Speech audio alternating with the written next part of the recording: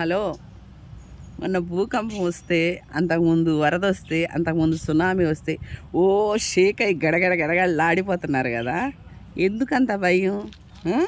మనం పుట్టాము ఈ భూమి మీద అన్నీ భరించేసి తినేసి సుఖించేసి చచ్చిపోవాలి. కానీ భయం ఎవరికి ఉందో తెలుసా? జనాన్ని ముంచిన వాళ్ళకి, నమ్మకద్రోహం చేసిన వాళ్ళకి, అబద్ధాలు ఆడే వాళ్ళకి, దొంగలకి.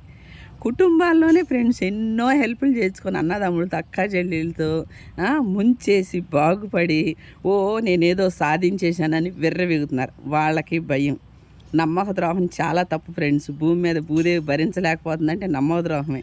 మనం ఎంతో మందితో హెల్ప్ చేయించుకుంటాం బ్రతికున్నంతట్లో. హెల్ప్ లేనిది ఏ మనిషి బ్రతకలేడు.